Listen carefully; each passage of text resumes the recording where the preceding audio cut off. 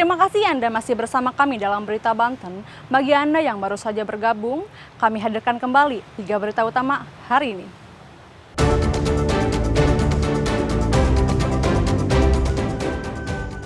Pergerakan tanah di Lebak kian parah, satu rumah ambruk, warga hidup dalam ketakutan.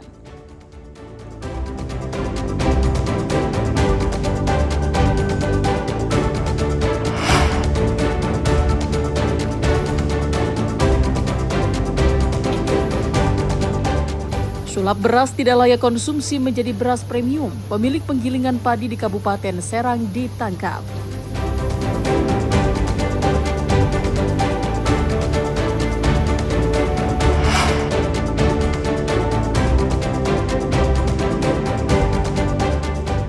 Harga emas naik, di Lebak tembus Rp1.840.000 per gram, jumlah pembeli berkurang.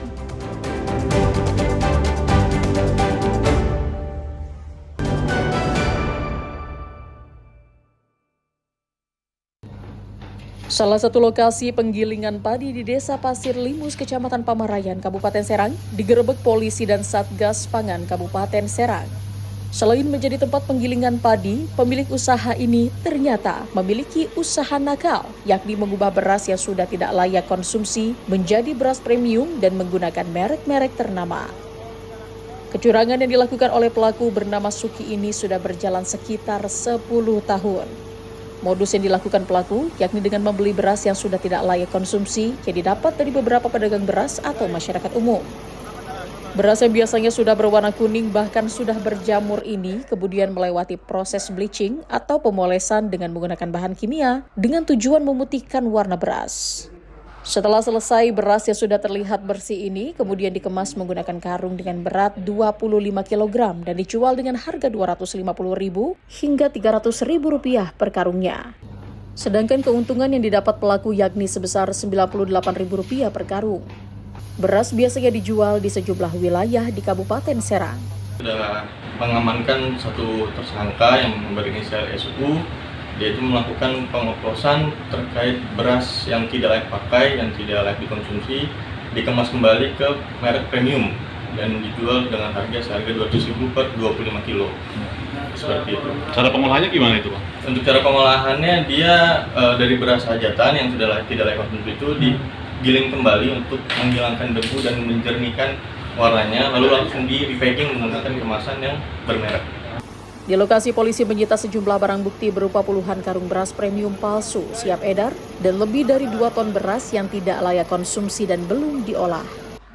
Akibat perbuatannya, pelaku akan dijerat dengan pasal berlapis dengan ancaman di atas 5 tahun penjara. Ariel Maranus dan Ama Sayuti melaporkan dari Kabupaten Serang. Polres Tangerang Selatan menetapkan 11 orang tersangka penjarahan di kediaman mantan Menteri Keuangan RI Sri Mulyani di Perumahan Mandar 9, Bintaro, Kecamatan Pondok Aren, Tangerang Selatan. Para tersangka berasal dari wilayah Tangerang Selatan dan Jakarta. 11 orang tersangka ini semuanya pria dewasa yang sudah dilakukan penahanan. Para tersangka berperan aktif melakukan tindak pidana di rumah Sri Mulyani dan berniat melakukan kejahatan. Hingga saat ini polisi masih menyelidiki untuk mengetahui peran dari masing-masing tersangka.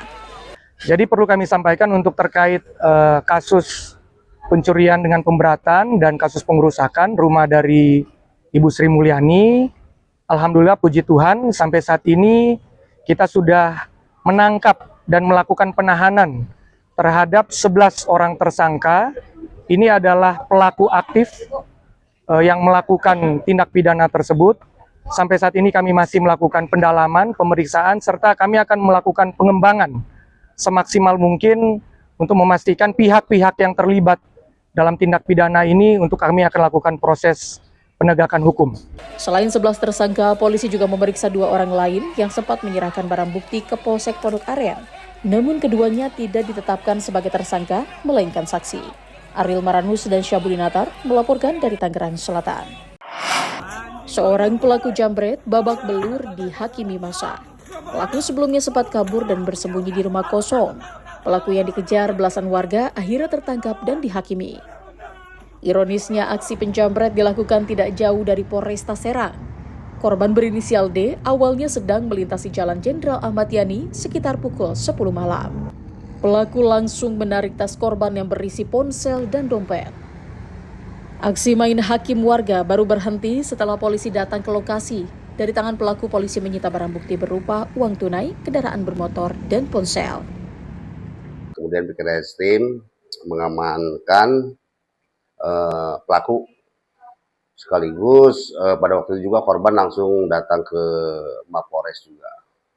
Ya, informasi yang kami terima seperti itu. Jadi si pengendara ini, korban perempuan itu dipepet oleh pelaku. Pelaku saat ini sudah diamankan pihak kepolisian. Guna penyelidikan lebih lanjut, pelaku ditahan di Rutan Polresta Serang Kota. Ariel Maranus dan Rifki Nugroho melaporkan dari Kota Serang.